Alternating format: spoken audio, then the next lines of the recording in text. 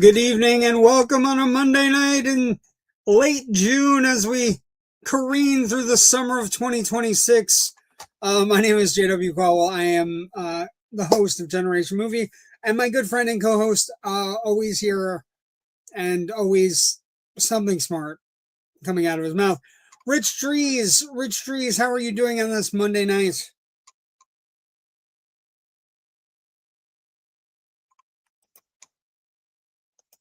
Unmute your mic. There you go. I was unmuted, and then the system remuted me. So, and then it muted again. We love stuff. We love things. Welcome on a Monday night, Rich Drees. I am turning into my parents with technology, and it frightens the absolute living fuck out of me. Yep. Yep. Yep. Okay, so we are Generation Movie. We are the film history show on the incredible Indie Escape Network. We do live streams. We have interviews. We meet people. We are also available as listening podcasts on all of your great podcast networks, Apple, iHeartRadio, Spotify, Amazon Music, all of those places. Plus, we do a live stream, and you can watch us on Facebook or YouTube and then look for our clips. We have other shows. Generation Movie is our movie history show on Monday nights. Loud Nerdy is our pop culture, games, TVs, movies, comic books, all kinds of stuff like that on Tuesday nights. Simplistic Cynicism shows up whenever Gabe gets a guest. Gabe has great guests. He recently interviewed John Abram of Scary Movie, and he also interviewed the composer of Repo Genetic Opera. Fantastic. And then Technical Defects is our tech show that also dives into movies and television and toys and games and tech. All great shows, and they're bi-weekly on Thursdays. We are the movie. We also have one other show, and that's my show on Friday afternoons, New Release Friday with me, Generation Movie New Release Friday with me, JW the Movie Guy. Cool. But we talk about Supergirl, probably Jackass this weekend. We'll see what happens. I don't really like going to compilation films, but we'll see what happens. But we're excited tonight. Tonight we are doing one of the all-time classic World War II movies, especially for dads. We're doing that guy, Steve McQueen, in John Sturges' is The Great Escape, which I would say all we've hit so far this cycle of films have been really classic, knocking them out of the park. We were talking about that before we on. Yeah, we haven't had they're all bangers, they're all classic, and they're all classic justifiably. They're all like every one of them is different and special and unique and just kind of, but they're there and they're really good. You know what I mean? Like, and we've done in this string. We've done Guns of Navarone. We did The Dirty Dozen. We're doing Great Escape tonight. And next week, to get a Western in before our Father's Day compilation hits, we're going to do The Man Who Shot Liberty Valance because it came up. And now we're gonna bring it back up again. And if you've never seen The Man Who Shot Liberty Valance, John Ford's Westerns are essential if you are a movie fan. And there are two that jump out, like there are others, but there are two that jump out for John Wayne fans. And I'm named after John Wayne, so I saw them on the regular. The two that jump out for John Ford are The Searchers and The Man Who Shot Liberty Valance. They're both classic John Wayne movies. And it's kind of funny. It's the second Lee Marvin movie in this particular cluster of films. So that'll be next week. I've said to you before, I'm weak on Westerns. This is one I proposed, when we had our, I didn't know this, so you're going to drop a bombshell. Go ahead. Yeah, no. I have no problem saying, I've never seen Man Who Shot Liberty Valance before, and I kind of threw it on my list so I would have the excuse to finally getting around to see it. Well, and that's the great thing about the show, right? Like every once in a while, you come up with something. Andy Devine is in it. Yeah, Andy Devine is in it, and he used to show up on the old Jack Benny show. Hiya, Buck. Doing that wacky voice of his. So I'm like, I always like seeing Andy Devine in.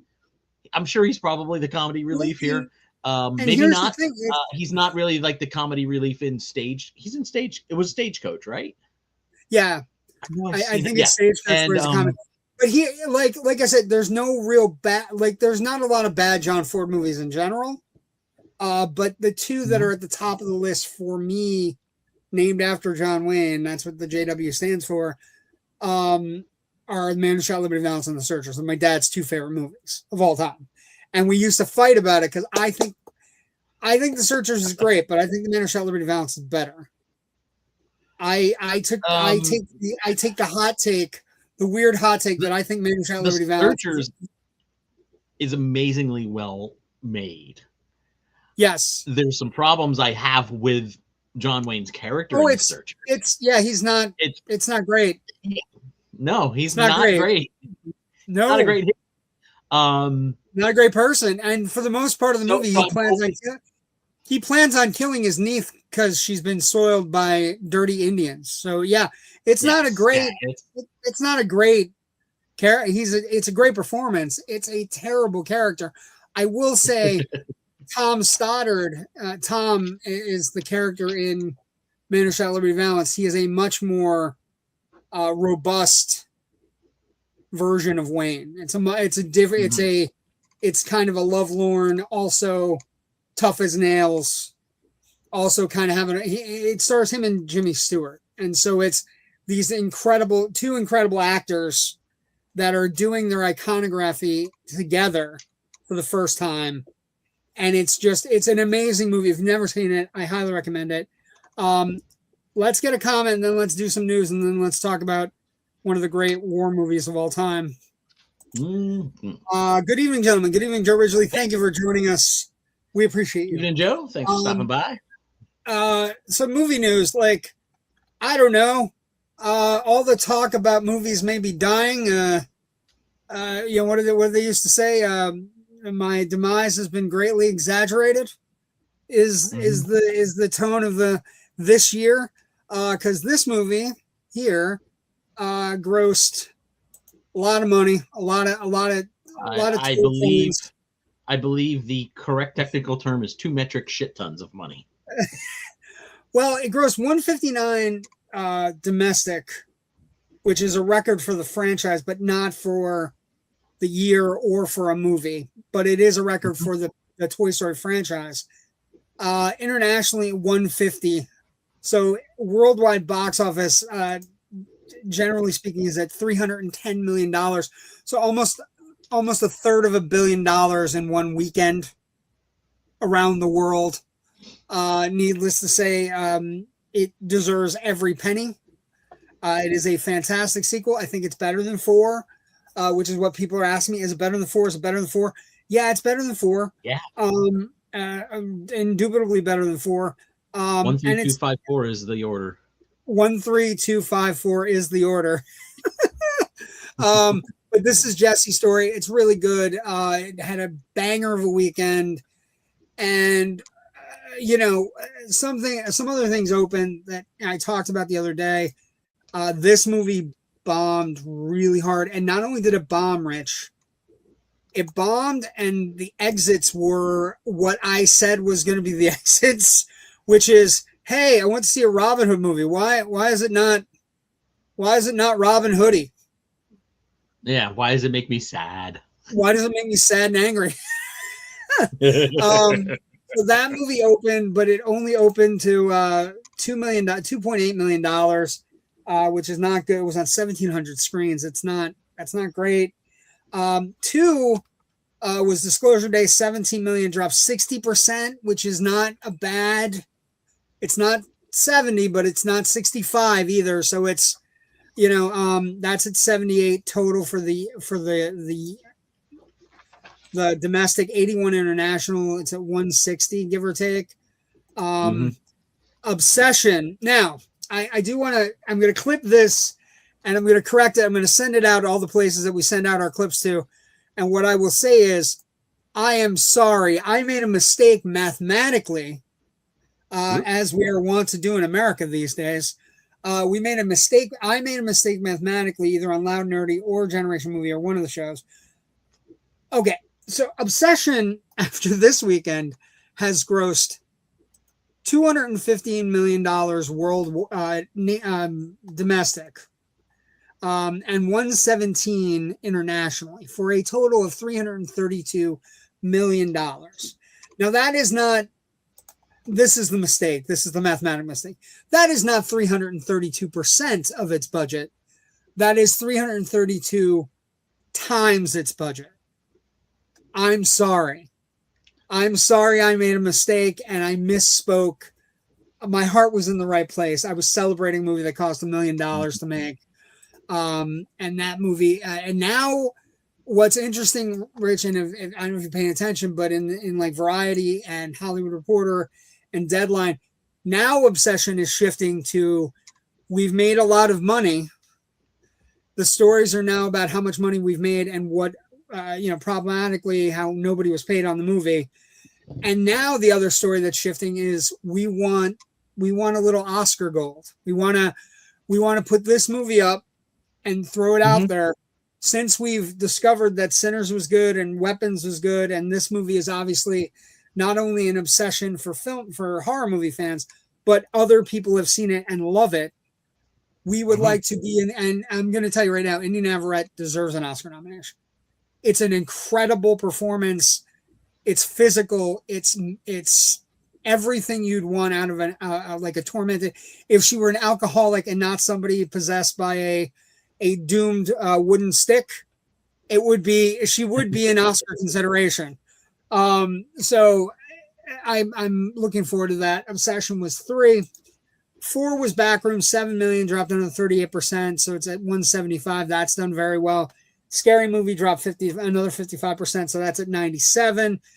And the sad one of the bunch, Masters of the Universe, at 6, grossed 6.1 million, 31% down, 57 million total. Not great, but there was news, and this is what I told Joe, who's a big fan of Masters of the Universe on our network. Yes, it only grossed a certain amount of money, but there might be some hope that people like it when it streams, right? And maybe Amazon says, okay, you can't make a $175 million movie, but you can make an $80 million movie, and maybe we'll release it to theaters. You can make that sequel you want to make, maybe. So Amazon, which owns MGM, seems to be fairly upbeat about, we're still thinking about a sequel and stuff like that. And and maybe they're looking at revenue streams that we don't have access to, toys, including ancillary stuff like toys. Yeah. Well, I'll tell you what I do like, Rich, with MGM. You're saying it right. The thing is, MGM has a very aggressive slate this year. They're releasing only 13 movies to theaters first, right? Which bodes well for MGM and Amazon owning Bond, right? That's what you and I care about. That's what most people care about. The one really, the gold egg in your possession, Amazon, is one super secret agent that has a 007 moniker, and we just don't want to go, hey, we made a Bond movie, we're just going to stream it. Because nobody wants that shit. So some comments before we move on. Hey, brothers, it's been a long time. Just a super busy life happens when I'm here for now a while I can. Sean, we're happy to have you. Hey, Sean, thanks for stopping by. I have to watch Weapons and I'm not exhausted. Tried twice, I was exhausted, so I'll give it another try. Yeah, Weapons is you definitely got to pay attention. A lot of things going on, but I would definitely give it a thought. And then, this is the other thing that I thought we would talk about a little bit today. Warner Brothers announced a Thundercats movie and also a Powerpuff Girls movie today. I think it was Saudi Arabia where it was announced. Annecy Khan, which I thought was in France. Is it France? Is where they made the Powerpuff Girls thing. Is that okay? Yeah, it was a big animation thing, and for some reason, I always thought that happened in France. Is it France? I'm kind of surprised. I'm kind of surprised by the Thundercats one, though. I think it's. It just we're not despite MGM/Amazon's optimism, I don't think people are really coming to the movies for a dose of forgotten 80s cartoons. And I apologize. I know He-Man has a base, and He-Man has a much larger fan base than I think Thundercats does. I don't think Thundercats is as well remembered, with apologies to Joe, who's probably going to make another comment or two now in the comments. I'm going to say this to you, but it's not Joe. I love Thundercats. There was a Thundercats revival show that came on Nickelodeon in the mid 2010s. That was absolutely spectacular, and I watched it with my sister, and I fell in love with it, and it was just like, and then they only made 2 seasons of it, and then it was like, then they were talking about doing a movie, and like, so I don't know, maybe with the right, I don't know. Yeah, any project, any story can be good if executed right. All movies, we've said this before, are execution dependent. But you can have a great freaking movie and no one shows up, and that becomes an issue of marketing and generating that audience interest or taking advantage of an interest that's already there. That's what's happened. I don't know if that interest is already there, so that makes the marketing have that much more. That's what's happened twice already this summer, right? Mandalorian and Grogu is a perfectly fine Star Wars film with, as we pointed out at the time, very little things going on, like very little, like the world's gonna end because of the Death Star. But it was good, and I would argue, like, Joe thinks I hate Masters of the Universe. I don't hate Masters of the Universe. I hate Masters of the Universe if you try to compare it and say it's better than James Gunn's Superman. Then we're gonna fight. We're gonna scrap. Yeah. Then you're out of your ever loving mind. But like I said, I think these 80s IPs, I think they could be great, but I also, like, we talked about it. I think we talked about it in January when we're doing our summer preview, or we're just talking about 2026. And I was like, I don't know who this movie's for. And maybe Amazon is seeing something in the purchases online or something where they're going, yeah, we know it only grossed $57 million, but there's a treasure trove of people who've been buying the toys, and we understand. So we're going to make another movie where we like what he did with it. And to be honest, it's a fun movie. It's not spectacular, but it's fun. And my nephews were engaged, and that was it was Cartoon Network. Thank you, Joe. It was amazing. It was good. It was fun. Another Cartoon Network show that I do want to, My Adventures with Superman. If you're not watching My Adventures with Superman, you should be, because it's pretty amazing. And they're doing shit we're never going to get on the big screen. So enjoy it, lap it up. I think they're good. I think they're working the 4 Superman. They just premiered season 2 or season 3, and I think they're going 4 Superman, and I think we're going to get a John Henry, and I think we're going to get, like, we already had John Henry in the show, but the whole reign of the Superman after the Dooms. Yeah, I think we're going to get comics in the 80s. I do think we're going to get Doomsday as well. So if you love that storyline, you should be all in on that. But I've learned not to say we're never going to get X comic book idea in live action after James Gunn went and did Starro in The Suicide Squad. I was like, okay, if we're seeing a live action Starro, everything is on the table. Everything is on the table. Yeah, anything can happen now, and just people walking around with stars on their faces.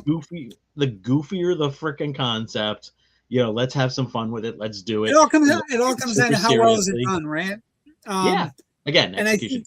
I think we have some people who like, we haven't gotten an Avengers Doomsday trailer. Spider-Man looks like it's going to be one of the bigger hits of the summer. I am concerned about and we had talked about this last week. We should talk about it really quick. The estimates for Supergirl keep creeping downward. And it is part and parcel because, as we said on this show, she is sandwiched between 2 mega animation franchises. 800-pound gorillas. Yeah. And so her finding her place, I might come out of the movie on Wednesday night and go, it's really great. But it isn't Superman, and it isn't Batman, and it isn't a major player, and she's fighting toys and tech, and next week she'll be fighting minions and monsters, and after that she'll be fighting Moana. So it doesn't like it. Yeah. Although I don't think Moana is going to hit. The more I see trailers for Moana, the more I hear people kind of going, too early. Too early to get a live adaptation of a movie that came out less than 10 years ago. And in regards to your mentioning that we haven't seen an Avengers Doomsday trailer yet, 23rd through the 26th of July is San Diego Comic-Con. If they don't drop it that weekend, I will be very damn surprised. So 4 to 5. When I say I shouldn't say we haven't gotten any trailers. We've gotten you got those little weird teaser things that are not. Yeah. So something that's solid. Something that solidly gives us an idea of what this movie is going to be. I'm looking forward to Cavill's live action Voltron. Voltron's another one. I don't know the fan base is big enough. Like, well, that's going direct. That's going direct to Amazon Prime. That's going direct as well. I'll tell you what, I'm looking forward to Cavill. My apologies and my sympathies to Voltron fans. Cavill's Highlander. Cavill's Highlander, you have to be hopeful about. Everybody should be. I desperately have wanted a Highlander movie, another Highlander movie, not named The Quickening forever. So fingers crossed. And then speaking of like really good movies, let's get to the main event tonight. Yeah. Actually, a couple things before we do that. I will say I got to see this weekend on the big screen. 150 people in the theater on a Sunday afternoon for Father's Day. I was with my dad where he needed to be. My dad's not with us anymore, but I feel like I felt his presence anyway. I can't tell you how important it is to see some of these classic movies if you get the chance. I did not do Raiders this past weekend. Oh, but you did. I had just seen Raiders though about a little over a year ago on a 35mm print. So the reissue this past weekend was digital. But I'd seen it on a 35mm print at a revival house in between like Allentown and Stroudsburg, Pennsylvania, in a little town called Wind Gap. I've mentioned this place before, the Gap Theater. It's like one of the really cool revival houses in Los Angeles, like the New Beverly or the Arrow or whatever. And it has that same kind of schedule to it. And it's all 35mm prints. In fact, actually, I was down there last week for Big Trouble in Little China and had a great time because I love that movie. That would be, but that movie came out in 1986, didn't it? I think so. Yeah, we might have to put that into the rotation. Oh man, it might already be in the rotation. Like it might be coming down the pike in July. But actually, another movie was celebrating its 25th anniversary, and so a friend of mine who hadn't seen it told me that he had never seen Ocean's 11, the Steven Soderbergh remake of the Frank Sinatra film, and so I said, well, meet me here for lunch, and then we're going to see Ocean's 11. And we had a wonderful time. He loves like that cool jazz stuff. Okay. So every time a new song popped onto the soundtrack, I could just see out of the corner of my eye, he was like, "Yeah, all right, this is cool." I saw him shazamming 2 songs. He's like, "Who the fuck is this? I need to own this." You know. He was having a great time. That movie holds up really well. 25 years later, that movie holds up really well. It's a great heist movie. You know what I mean? It's kind of its own genre. Yeah. My friend Steve this morning mentioned, when I mentioned that, or, I went on Facebook yesterday and was like, hey, can confirm this movie is still a banger. My friend Steve this morning, commented that it's competency porn. These are people who are just super good at what they do. And everything, even when things go wrong, they have a backup plan for the backup plan for the backup plan. Competency porn. Oh, you know what? Yes. Maybe it's part and parcel of just wanting competency in our lives. That you go see a movie that's where I was going by professionals now more than ever. People who understand how things work, like algae and the government. Anyway, Highlander, yes, soccer jocks. Oh, Highlander. Yeah. There can be only one. But you are soccer jocks 7, so there are 7 soccer jocks. Do you guys like hunt each other down and kick soccer balls at one another? There can be only one soccer jock. This viewer's name reminds me. The other thing that I have been watching and enjoying the ever-loving heck out of videos of Europeans or South Americans who have come to the United States to travel around for different World Cup thing and are just discovering like random American things and are being amazed and falling in love with, it's like the German couple going to a my waffle favorite house being like as a fat guy, and I have to say this, Rich, my favorite are whenever anybody from Europe discovers ranch dressing. It's yes. It's literally food crack, and you wonder why we're all fat in America. It's the ranch. It doesn't help. No, it does not. There was a couple who rented like an RV and were driving around and they had found a stray dog somewhere that they kind of adopted, and I'm like, I don't know how you're getting it back to Europe, but God bless you for taking care of this dog. And they go and they discover a Buc-ee's and they're like, what is this?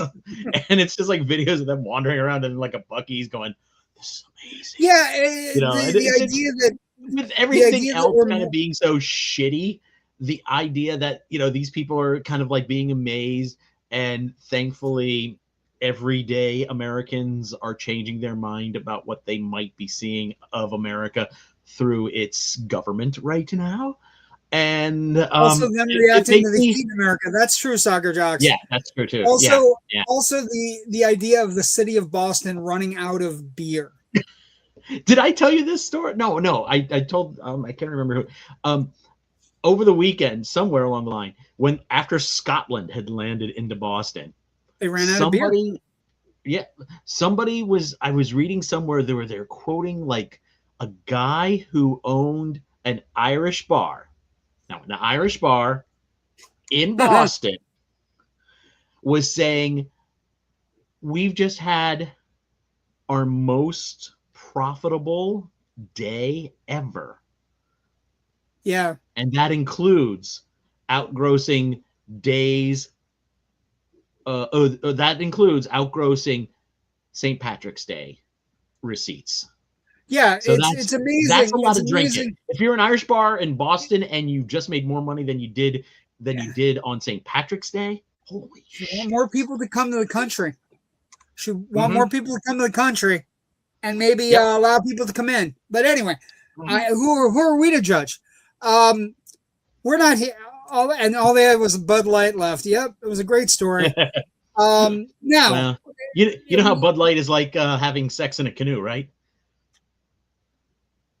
They're both fucking near water. Funny. Okay, let's get to the main event. Main event is this. From a barbed wire camp to barbed wire country, they made the great escape. Steve McQueen, James Garner, Richard Attenborough in a John Sturges movie with an Elmer Bernstein score. I'm going to put this to you as we begin this with production, Rich.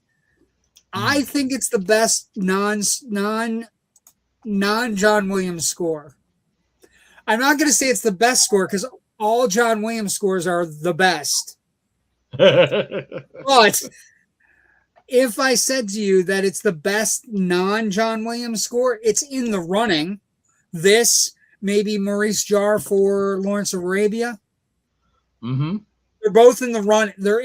But this is a hook and a banger from the moment the credits start, right? And it's one of the unsung things in the movie is that music, and it's one of the highlights I wanted to talk about. Right? Crazy that it almost was almost rejected.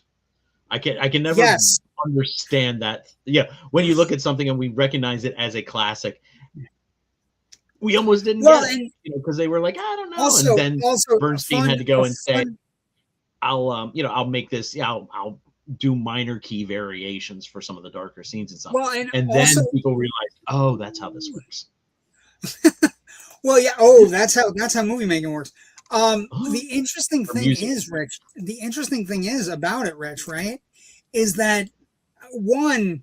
I was reading, like, first off, Elmer Bernstein, after he makes this score, actually says to his I think it's to his accountant, well, I never have to write another score again.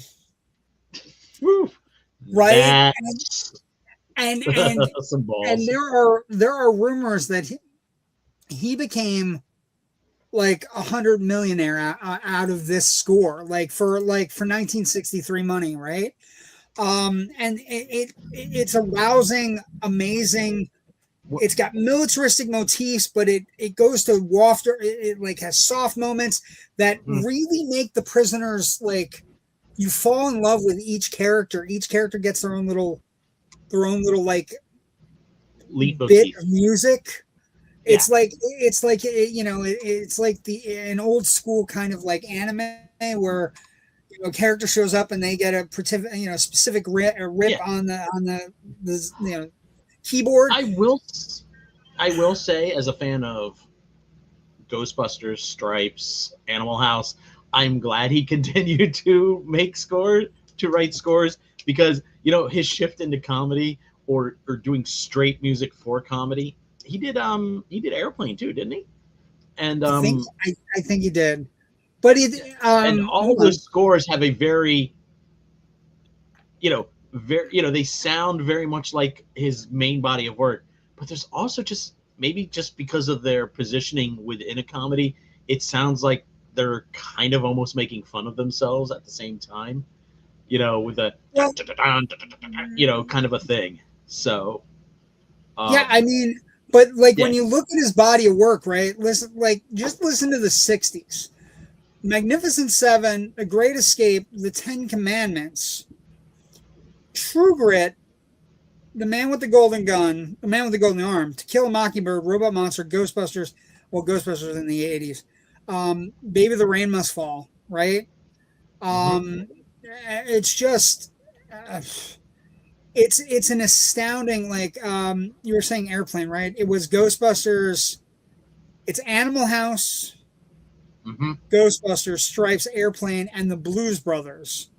Oh, that's right, Blues Brothers. Shame on me. As well as American Werewolf in London, Trading Places, and some of the music for Thriller. He just, he had this weird shift when suddenly he hooked up with like Landis and Reitman and Harold Ramis and those guys, and boom, boom, boom, boom, boom. He's suddenly doing comedies, and all of that still works. No internet. I hit the wrong button. Anyway, no. I'm glad you came back really fast, because I didn't have a whole lot to vamp with. That's okay. But so other production stories, like they filmed on location in Germany. The reason the movie looks so good is because they literally filmed on location. But most of the concepts about production are historical accuracy. The idea that that John Sturges and the writer of the film, James Colwell and W.R. Burnett, made American characters, even though the original true story was Americans or was British and Canadian people that escaped. But we get Sturges and Greek and a couple of French soldiers. Yeah, there was a few other nationalities. Some Dutch, but not Americans. But the interesting thing there is the concept that everybody's an amalgam in the movie. They're based on people, but they're not all the way based on people. Yeah. And the American characters are completely made up, but based on actual people, but one. And the one character that is not based on anybody or that's based on people, but is kind of amalgam of like 5 or 6 people, is this guy. And this guy, like, the reason he is based on like an amalgam of people is because he's a concept. He's a character where McQueen goes to meet Sturges because they're talking about doing the movie, and basically McQueen says, "I would like to be in this movie.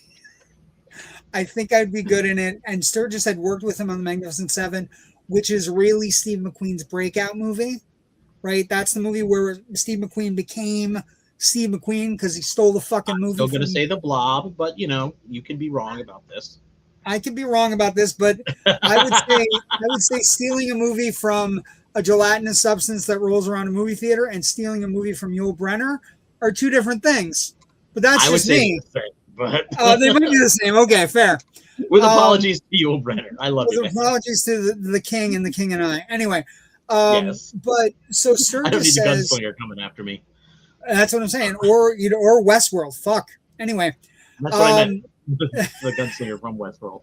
But so he comes onto it, and basically they create this character for McQueen, and then McQueen adds like I think if I bring my friend Bud, we can do some cool bike tricks if you have any ideas about, because the bike sequence never exists in real life, but it does exist in this movie. At Bud Eakins, and it's so fucking good, Rich.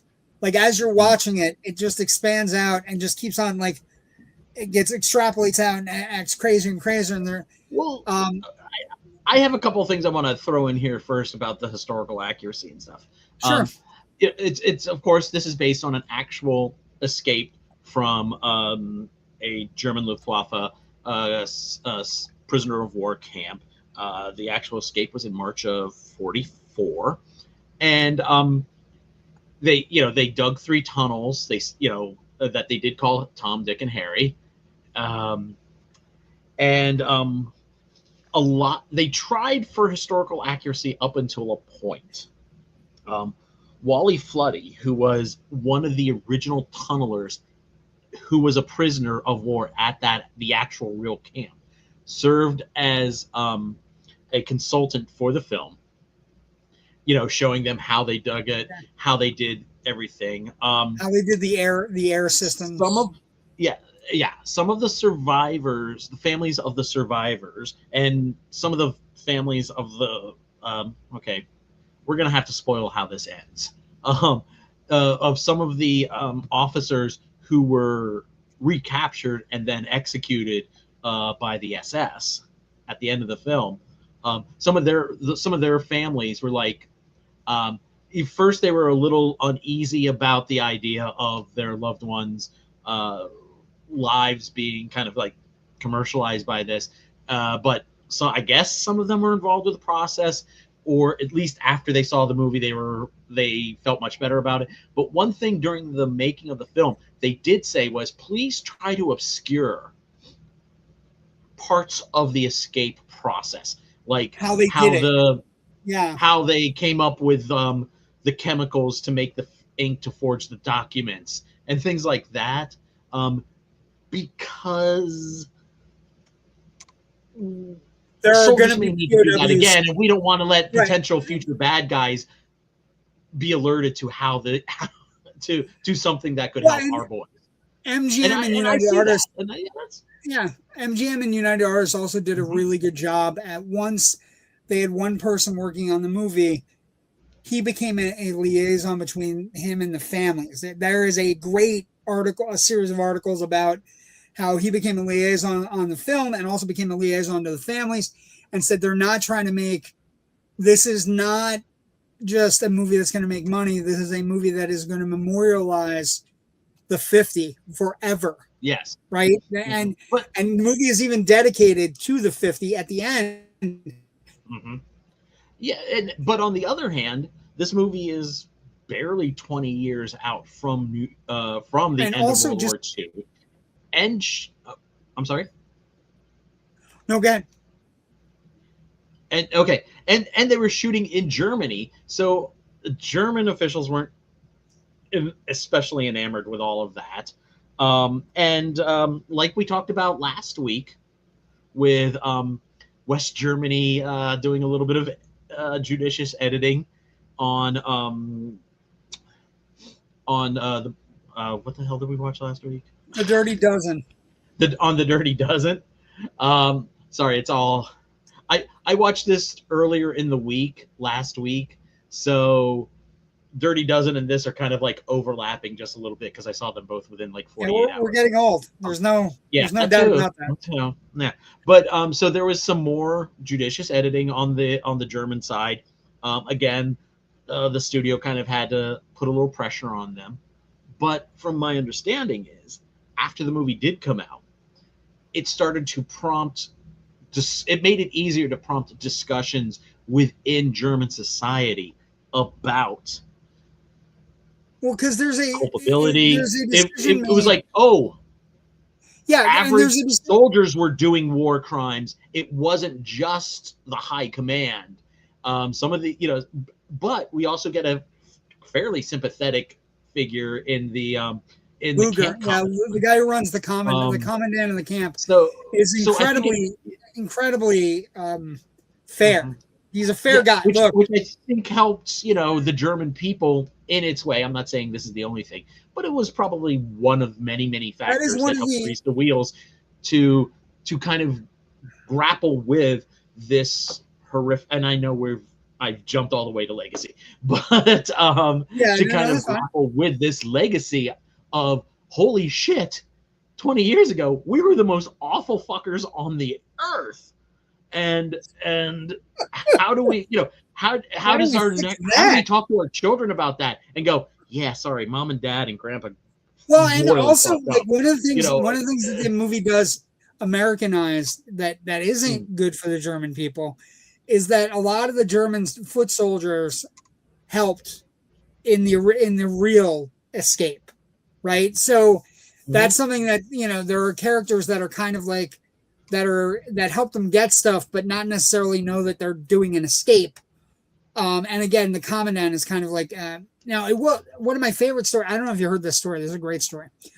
So Donald Pleasence plays Blythe. He's the forger. He's fantastic. Him and James Garner have this impressive bond as the movie progresses. And and one of the things that happened, I had to go through the pictures to find the picture, but the forger and the scrounger get together and they're hanging out. But during filming, John Sturges and Donald Pleasence got into it. So how I love fights. How I love cheap heat. But Donald Pleasence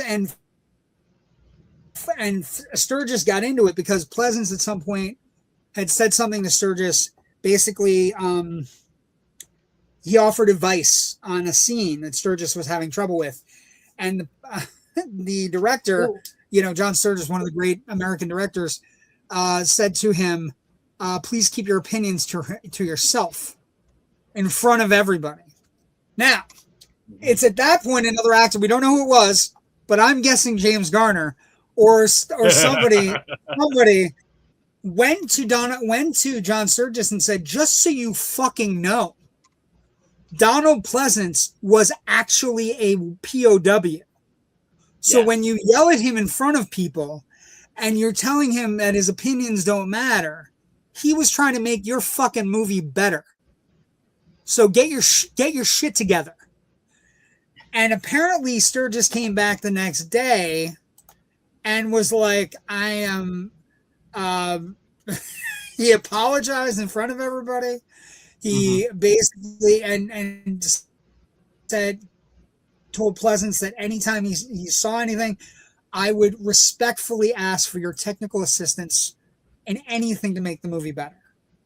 So very rarely do you get an egomaniac director who tells somebody to shut the fuck up and keep their opinions to themselves, get accosted to the side by somebody else. And again, we don't know who the actors were, but I could see James Garner doing it. He's hanging out with Donald Pleasence all day. Yeah, that feels a very Garner thing to do. Yeah, hey, buddy, listen, fuckhead. A number of these guys had military experience. Garner was in the Korean War. and had a reputation as a scrounger for his unit. And honestly, there's always going to be tensions on set. Attenborough and McQueen did not get along, from what I've read. No. And, yeah. No.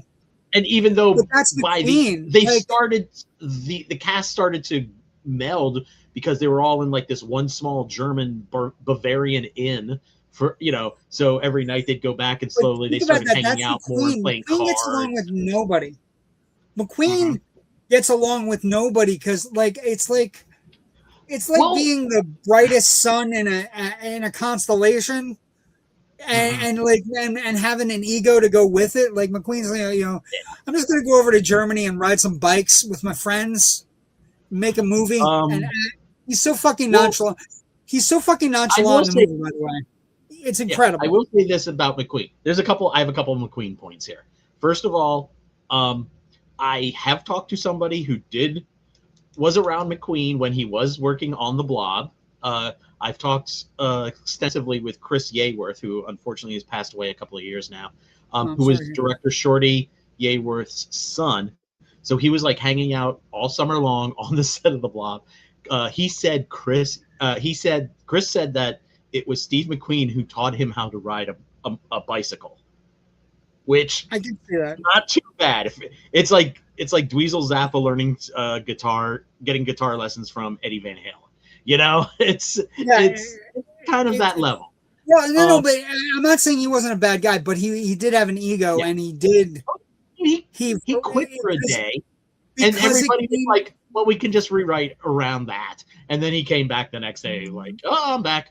So, but the other thing about it is, Rich, he does things so effortlessly, and other people are really working. Do you know what I mean? Like, McQueen is one of those actors that does everything everything's on screen for him. His entire iconography is effortless. It's the reason he gets the rub as the coolest actor you're ever going to see is because every time you see him, it's like, he doesn't even look like he's fucking working. Like, and so can you imagine Richard Attenborough coming in and like, I'm really studying my lines and working really hard, and this guy shows up and he throws a fucking ball off the wall, and everybody's like, "Oh my God, he's amazing." There was that friction between all of the British actors and the American actors, Garner included, because the American actors were kind of more loosey-goosey, a little bit more wanting to work around in the scene and be improvisational. And all the British actors are coming from this we studied our parts, we know our lines. Yeah, we have a script, buddy. They wrote it, see, and that's what we're going to use. I read about some of those. I don't know all of their backgrounds, but it feels very Royal Academy of Dramatic Coburn Arts. is in it. And the other thing is, Sturges on this production had brought in 3 or 4 people that he had already worked with, right? So Coburn and Bronson had already worked with him on the Magnificent Seven, right? So it becomes like he knows them, they know him, and then you're bringing all these British actors in, and also like we're adding Steve McQueen because we know Steve McQueen is box office. Yeah. We're adding Bronson because we know Bronson's. You know what I mean? Yeah. Like we said before, there were no Americans involved in the escape act, the actual escape because they had all been transferred off to another camp. And again, this goes back to some of the families of people who were there felt like, oh, you're kind of taking focus away from our brave British boys. But some of them were like, well, we get it that you need some American stars to sell this movie and get it out to people. And maybe that's a small price to pay so people will just know about we're definitely going to talk about and that the in bravery and intent. Yeah. The celebrations for this movie always involve family members of the original 50 or like celebrations of this movie wherever it's celebrated. But production goes pretty well. It's again, not a lot. They take over a small German town and kind of just do whatever. I will say that there are 2 things that need to be discussed.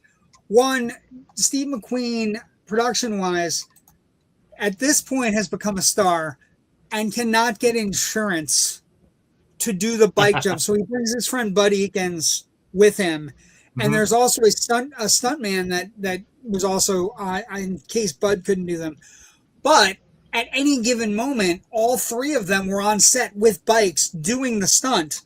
So there are behind the scenes stunts of Steve McQueen doing it, just not on camera. And with the express written consent that I think one of them he says, "Don't tell the insurance company," which Well, is like, that, I mean, okay, that whole bike chase sequence invented for the movie didn't happen in real life. yeah. And yeah, Bud Atkins does the big jump, because they were just like, The rest is we know McQueen. you can do it, Steve, but no, no, Well, that was Atkins. The big Oh jump no, was no, Atkins I know. But what I'm because saying, we know you can do it, but the insurance, we can't pay the insurance. Yeah, because Um, and for years people just thought it was McQueen until he went on Johnny Carson and said, yeah, actually no, it was yes, my friend Bud who did that. Which I thought was very it's generous of incredible. him to give that kind of credit. Well, it's Now, incredible because also it's in a that sequence, yeah. I have two little things for that note.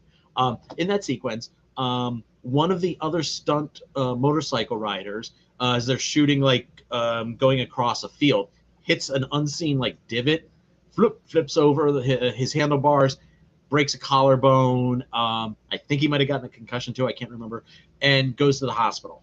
And so everybody, that might have factored into. We Stevie know can't Steve do can it. do it, but if he hits an unseen little divot, bloop, that's a problem. The other thing is, and I thought this is hilarious. Yeah, we got shots of him zipping along, and we know that the Nazis are on motorcycles chasing him, and then we see some shots of other Nazis on motorcycles or on a motorcycle with a sidecar with a machine gun and everything, just going up, but we don't see McQueen in the shot. We might actually be seeing Steve McQueen in the shot because he doubled some of the Nazi motorcyclists. And you didn't know that, did you? I did not I know can tell that, from your reaction you did not but know that. again, Yeah, I could easily see it. But yeah. the And production of goes course he was using a motorcycle that wasn't going to be manufactured until 1952 because I actually had to write it down because I don't know motorcycles. The Triumph TR6 Trophy was his favorite bike, and yeah, he took it with him. He and took it with him to England. yeah, He took it and with him to England, everybody was like, we'll let this little bit of they had to paint historical it. anachronism slide. Production wise, they had to fucking paint it. Like they had to paint it, make it look German, and it's now, just so we're clear, it's now on display, right? You can Yes. you You have the and picture, don't you? You're looking for it. I can tell when you're trying to talk and look for something. It is what it is, Rich. Yeah, I don't have it. No, I can't. Anyway, oh, I don't have it. But what I will say is, it's one of those. It's just the stories behind this movie are incredible. You can read up more on production. Oh, yeah. I have one last one other cute one. All that barbed wire Rob was made. Yes, all that barbed wire was made by everybody on the production. If you had some downtime, Sturges had you taking some of this long rubber barbed wire, and then taking little short rubber strings and tying it on to look like barbed wire. Yeah, and that fantastic. everybody was enlisted into this arts and crafts like a ritual. You would finish shooting for the day and go make the fences. Yep, which is super cool. Okay, so this movie gets produced. It then opens, and again, we're gonna talk an old timey money here, but we'll get to it. It grossed $11.7 million at the box office against a $4 million budget. It was one of the highest grossing films in 1963.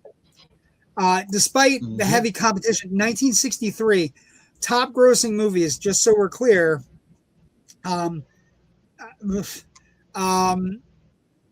Cleopatra, How the West Was Won, It's a Mad World, Mad World, Tom Jones, Irma la Douce, I should say, Son of Flubber, Charade, Bye Bye Birdie, Come Blow Your Horn. So all of these movies are big movies. Like they're all big movies at the time. It becomes one of the highest grossing movies of the year. Heavy competition, incredible. But the interesting thing about it is, as we've progressed, $11.7 million doesn't sound like a lot of money, but in 1963, that's a ton. And as it progresses out, it's a 3-hour movie that becomes a mega classic through sheer will, right? It becomes like this movie where everybody and their father has seen it. Critical response then and now. So we use Rotten Tomatoes as a good aggregate, 94% on the Rotten Tomato meter, 95% from the audience. So this is one that everybody agrees on, except for a scant few. But usually the funny thing about I was trying to read through the negative reviews, Rich, because you know I like doing that. And they're all like, it's not real enough. It's not, it's fake and it's whatever. The one is the title also suits the film's ultimate aim to be a great escape movie. So like some of the reviews that are negative are that it's too much fun. It's a World War II movie that's too much fun. It doesn't take itself seriously. And the answer to that is you're wrong. You're absolutely wrong. Because it is a fantastic movie of what starts out as like cool, like escape kind of like heisty kind of movies with these, because essentially what it is, all of the best escapers are put into one Stalag, one German prisoner of war camp, and they all start trying to escape the moment they get off the truck. And it's like a madhouse. And so it could seem fun, or it could act like it's fun, but it's taking shit very seriously. What I find funny about this concept is, okay, we have an inescapable prison camp. This is the problem. We're going to solve the world's best problem solvers and drop them in the middle of it and expect them not to try to solve this problem. It's an act of sheer ridiculous, short-sighted hubris on the part of the Germans, really. The idea of putting them all, it's stupid. The idea of putting them all together is crazy, but as it's occurring, you're just like, oh my god. God. Yeah, it reminds me of. Did you ever hear of a science fiction novel series called The Stainless Steel Rat, about kind of like a con man and thief in the future pulling off all these tasks? It's like a one-man Ocean's 11 in the future. But it was a series of novels by Harry Harrison. Can't believe it hasn't been made into a movie. He'd done like 2 or 3. Yeah, it was. They probably tried at some point. I'm sure some studio was taking a run at the material. And he did like so many books, and then he kind of did like this prequel novel about how the rat, became the great thief that he becomes. And his whole idea as a young kid going, I'm going to go into crime. The first thing I'm going to do is get arrested and go to prison, and I can learn from all the criminals there. And he realizes once he gets to prison, that's a really stupid idea, because the good criminals to learn from aren't in prison because they're good and they don't get caught. What's interesting here is... And this feels very similar, like a really similar stupid idea of, hey, let's throw all the best people at breaking out into this one prison and see what happens. I'm sure they'll be fine. And the thing is, like, and that's the thing. Like, the great thing about the movie is it is a great World War II action movie. It is a great battle of wills between POWs versus the Germans, and the idea of what these guys had to go through to actually escape. It is all of those things, but it is also a heist movie. It's also it's a heist movie in the sense that they need to get a camera, they need to get this, they need to move around, they have stuff they need to get, they have, we need to get wood. Where are we going to get the wood from? Let's take it from the rafters, or let's take it from the beds. Like, it's an incredible just setup. It runs 3 hours, but it doesn't feel 3 hours. And once the escape happens, it kind of like settles into, oh my God, our favorite guys, what's going to happen to our favorite guys? And that's what it's kind of about. Everybody pairs off, like, and my favorite pairing the best pairing in the movie is James Garner and Donald Pleasence. Now, don't get me wrong. I love Ives. I love the little mole and McQueen, who are set up as like these two guys that get sent to the cooler all the time. And then Ives just breaks. And once Ives breaks, McQueen kind of was like, I'm going to stop putting my shit into my own thing. And I'm going to work to get other people out because I can handle it and nobody else can. But the best pairing in the movie is Garner and Donald Pleasence. Donald Pleasence is like this kindly forger who's like, who, you know, asks for his tea, and Garner's like, he says something to Garner like, it's not even proper to have tea without milk. And the next thing you see Garner walk into the room and he has a can of milk for him. You know what I mean? Like, and it's just this great thing. There's a tragedy to Pleasence's character in that, and I'm not just talking about losing his eyesight, which is, you know, as a movie nerd, that's like one of my number one fears of getting older is like, these are at some point going to. Yes. What if I can't see a movie? Yes, I have the same fear. Jesus Christ. Knock on wood, please. But find wood, please. There's a line, you know, when they're kind of having these conversations explaining their various backstories. He was a map and photography expert who would look at aerial reconnaissance photographs back in the safety of England and be able to, you know, figure out, okay, this is actually a German emplacement, blah, blah, blah. And he decided, I'm just going to take one flight just to see what it's like, what they go through to get all of these aerial reconnaissance photographs. And then they get shot down and he gets captured. You know, he's the Dante Hicks of this movie. He shouldn't have been there today. He shouldn't have been there. Well, and like I said, there are a bunch of pairings.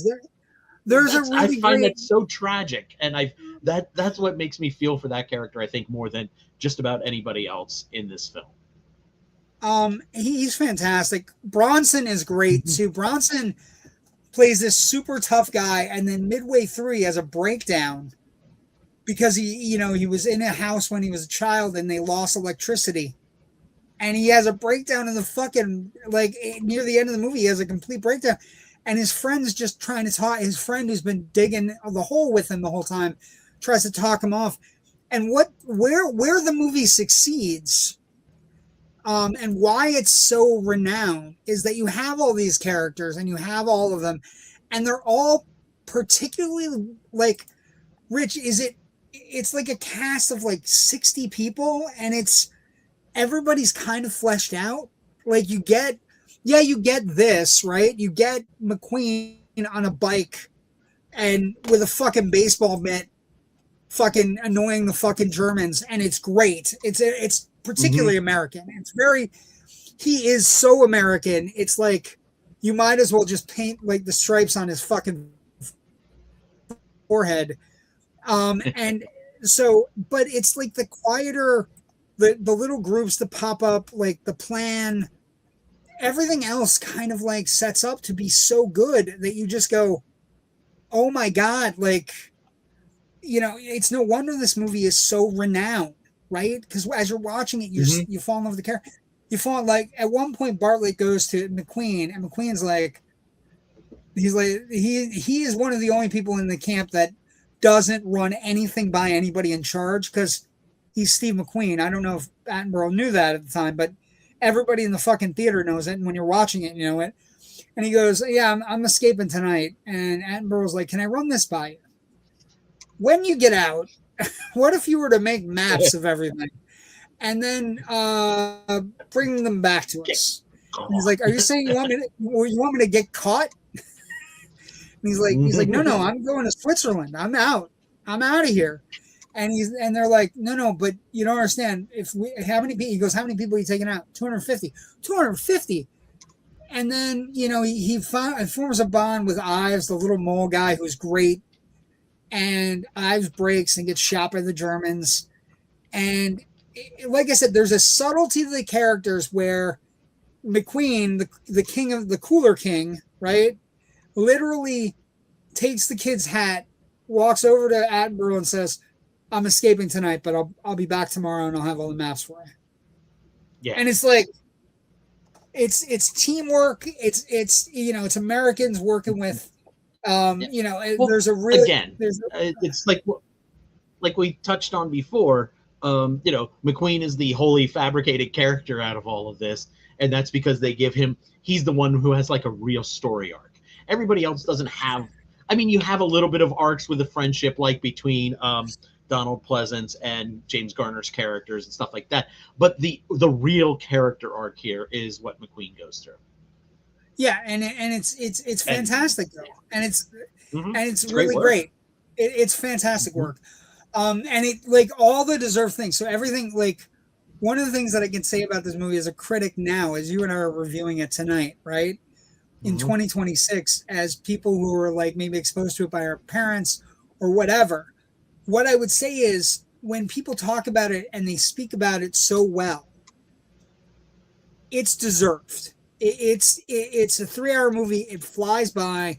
It's interesting. It never gets bogged down. It never gets boring.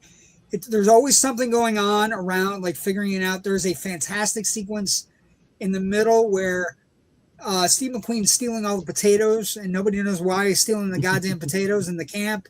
He's been buying up all the potatoes. And then him and Garner and the other American are making moonshine in a shack in one of the huts. And they have a scene where they're just drinking, and it's like, this is the greatest stuff ever. And then they, on July 4th, they bring it out, and they act like they're patriots, and they're like giving everybody drinks, and they're making jokes. And they're making jokes with the Brits, and the Brits are making jokes back, and it's camaraderie. It's you know, there's not a female in the film. There is not a female to be seen except in background shots. I was gonna say extras, if not that's about it. Extras, but even at the French restaurant with Coburn, there's no females at the restaurant. Like no waitress. Yeah, but it's one of those movies where it's all earned. It's well done. It's exciting. The score is to die for. The Elmer Bernstein score is, it's hummable. It's memorable. It gives every little, like I, you know, and this is a great place to jump. I actually think, I was thinking about it as I watched it, and I'm not saying it hadn't been done in other movies, but Legacy, I'm going to give you a weird one that I think is really, because I got a little bit enamored with the Bernstein score. And what I'm going to say is, I think this is where you get the idea where everybody, and I'm not saying everyone, but I think this is the idea where everybody gets their own scores. Everybody gets their own musical accompaniment. Bernstein does it so well in this movie. I mean, there are other movies that have it before it, but it's so well done in this. It's so well done in this movie that, you know, maybe down the line, you know, John Williams or other people, right? You know, any of the people we listen to now, maybe like say they go back and they look at that score, right? And I just think after I listened to it and I re-listened to it today, I think it's one of the, like I said, best, for me, it's the best non-John Williams score, which is hard because those are all great scores. But it's an interesting thing that every character gets their own little like musical accompaniment, especially McQueen, which is one of the reasons why McQueen comes out of this movie. He came out of the Magnificent Seven as a fucking megastar, and then he comes out of this movie as a ultra double secret popation megastar. Right?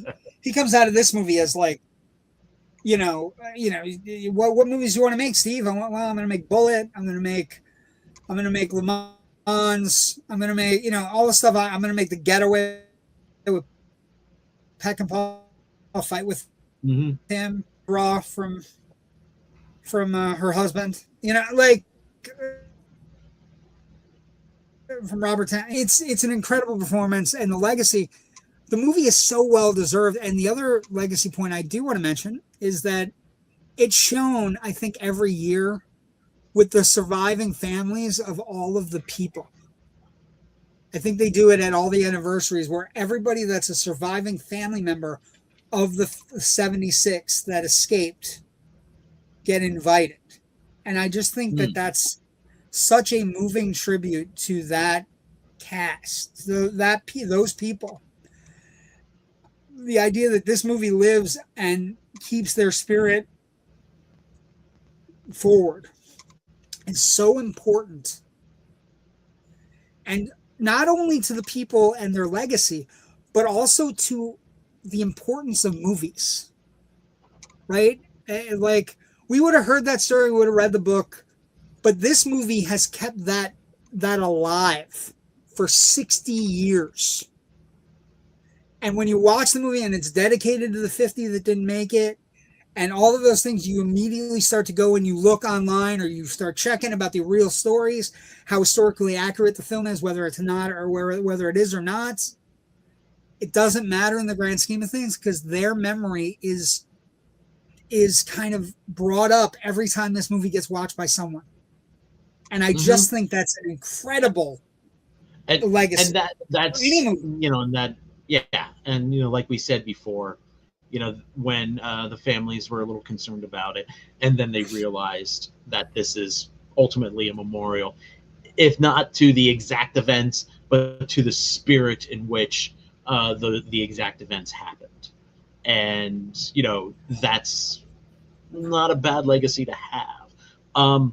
I know in the comments here, we do have one other question that I think feels very much a legacy franchise viability question. Yes. The answer is yes. Do you think Hogan's Heroes was made just because of this movie? Yeah. Yes. This and Stalag 17 from 1953, I would say, are like the two things that acquainted Americans enough with the Nazi, you know, German POW camps to the point where, and especially this movie, because it is a bit of a lighter tone, where suddenly, boom, you can make fun of these things. You can have fun. You can make fun of the you know, the Nazis now, because this Hogan's Heroes launched in the fall of '65. I think the producers had already come. Mel Brooks's film, The Producers, which obviously has the Springtime for Hitler whole thing, came out the year before, if I'm remembering correctly. So yeah, this was definitely, there's a definite Hogan's straight Heroes line is definitely on the list between, yeah. But there, like, funnily enough, you know how I mentioned before, I've been like finding joy in like European people reacting to a Stuff from America videos. Yes. Facebook, another thing I've been watching are like videos of like 20-year-olds from various European countries reacting to like Family Guy clips and stuff like that. You know, and you know, Family Guy clips that make fun of Germans, and you know, it's like a German girl sitting there going, "Okay, that's actually funny because that's true," or I don't get this joke. The other one, but one of the things I saw was a German woman reacting to watching the Hogan's Heroes pilot, and she thought it was hilarious. I know nothing, because they kind of just drop you. They drop you into, you know, the tunnels and everything are already there in the in Stalag 13. But she was like going, "Oh, that actor," you know, I think it was Werner Klemper. She goes, "Oh, that sounds more like an Austrian accent than a German accent." But he's definitely from, you know, Austria or Germany, and had come over to the U.S. And then like her husband, who was an American, was like telling her, "Yeah, no, that guy, yeah, all the Nazis are being portrayed by Jewish actors who fled the Holocaust in the 30s." And came to America. You know, like I said, but that's a really interesting video if you want to. Yeah. You say Hogan's Heroes, Soccer Jocks 7. I'm going to give you a ton of other movies: Chicken Run, Reservoir Dogs, The Parent Trap, the '98 Parent Trap remake, Top Secret, Charlie's Angels, Naked Gun 33 1/3, Inglourious Bastards, Once Upon a Time in Hollywood, Monty Python's Flying Circus, Hogan's Heroes, Nash Bridges, Seinfeld, Get Smart, Forget About It, Archer, Shaun the Sheep, Red Dwarf, have all had some sort of reference to and reveration for The Great Escape, and including The Simpsons, because there's an episode where I think it was released in theaters where Maggie is escaping from the Ayn Rand School for Tots, and they play Elmer Bernstein's music. And remember, she meets the baby that has the monobrow, and she escapes out on like a wire with like a fucking hanger, and it's the Ayn Rand School for Tots, and she escapes with all the other babies. And so it's kind of like it's a non-hidden secret.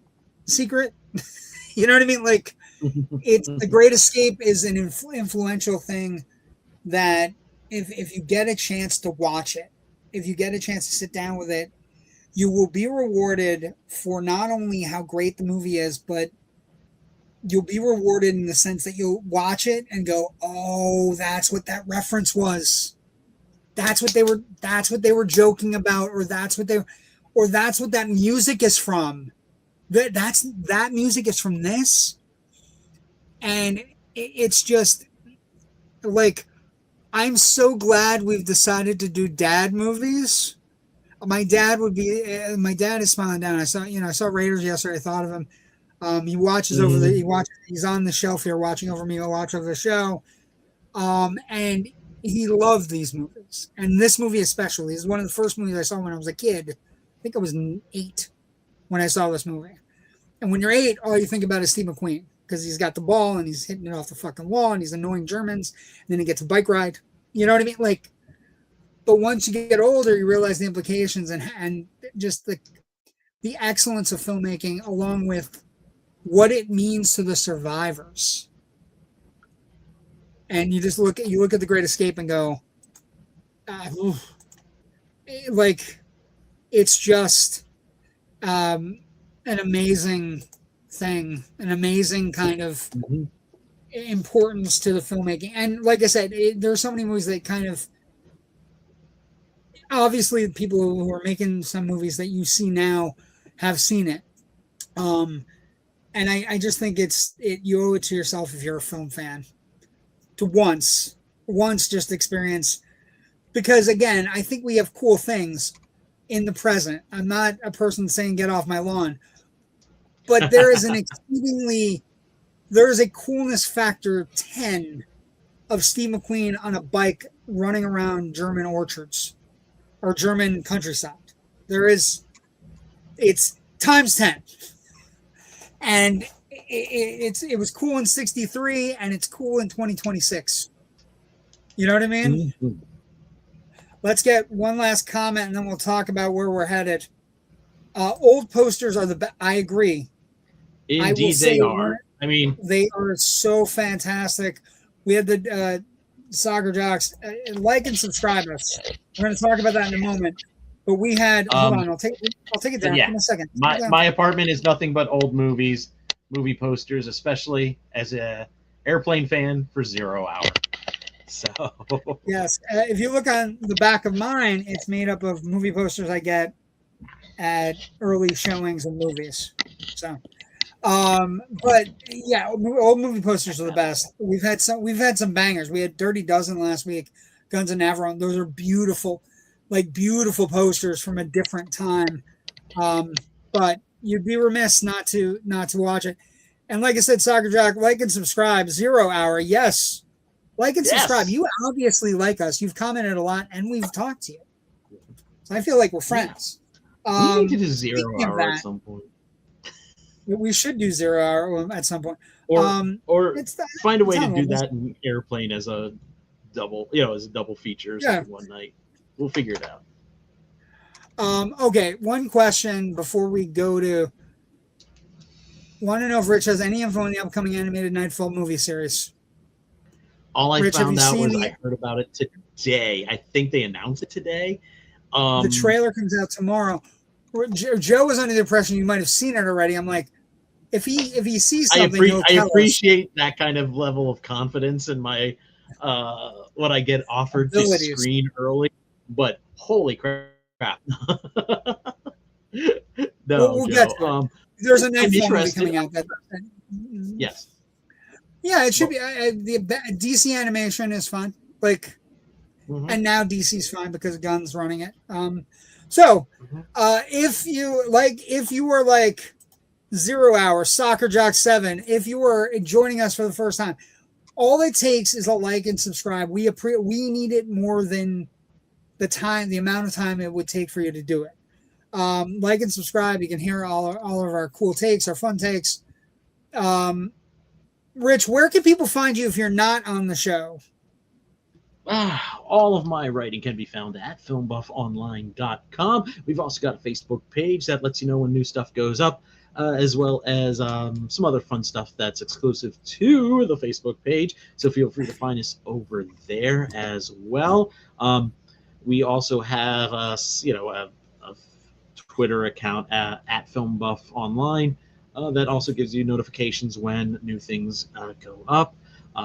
I am a member of the Philadelphia Film Critics Circle. As such, I'm the guy who produces their podcast, The Film Scribes, and we just dropped an episode earlier today in which I actually have a chat with one of my colleagues in the Film Critics Circle, Rosalie Kicks, who is the editor-in-chief of Movie John, and which is both a old school zine, a website, and a podcast network. And they're launching their summer issue, which is all going to be about cinematic hotels. This coming Thursday, they're having a big to-do at the Ambler Theater outside of Philadelphia in Ambler, Pennsylvania. So I'm going to throw a plug her way and say if you live in that area, head on out to the Ambler. They're showing the William Powell movie, Mr. Peabody and the Mermaid, which I've never seen. I might actually drive down for this. Because hey, William Powell on the big screen, and and if you like old movies, definitely check out Movie Drawn as well. And you can find the Film Scribe episodes at your favorite podcatcher of choice. And I can be found on the socials at FilmBuffRich as at FilmBuffRich on Twitter, Blue Sky, and when I remember that I have the silly account, Threads. Okay, JW the Movie Guy on Facebook, Instagram, Threads, Blue Sky. Twitter, X, whatever the fuck the maniac's calling it this week, IMDb, all of those places.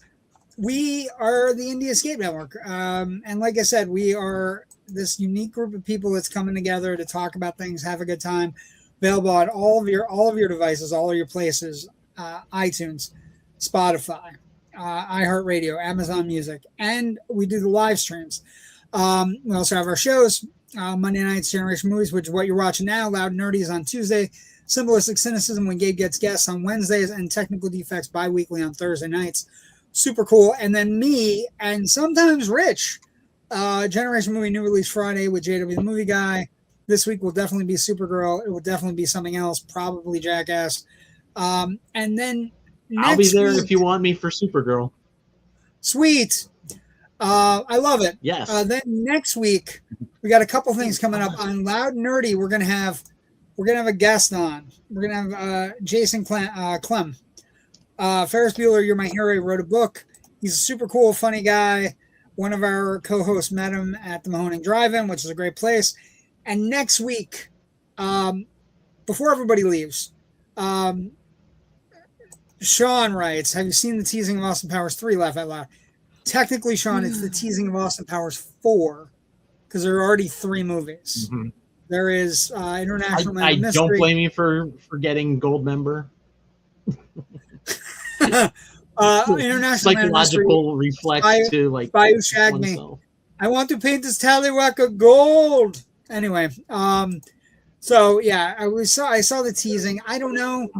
The Shrek 5 trailer. I'll believe it when he's 2 weeks. I was gonna say I'll believe it when he's 2 weeks into shooting.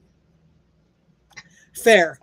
Next week, Generation Movie, Man Who Shot Liberty Valance, Rich's first time seeing one of the great John Ford Westerns.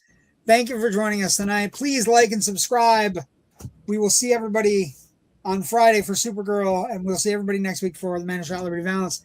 And I will see everybody tomorrow night for Loud Nerdy. We know, Sean. I meant for... Sure you did, Sean. Yeah, it's okay, brother. We're good. Appreciate you. It's good seeing you again, Sean. We miss you. Stay out of trouble. We'll see everybody. Go see some movies. Go watch The Great Escape. You won't be disappointed. Have a great night and enjoy movies. And enjoy the return of the movie theater because it feels like movies are back. Like all we needed was a bunch of hits strung together. Mhm. Nice. It's great going to movie theaters. Anyway, have a great night. Stay safe. We'll see everybody next week and Friday and next week. Bye. Bye. I'm trying to end it. Won't let me. Doesn't want.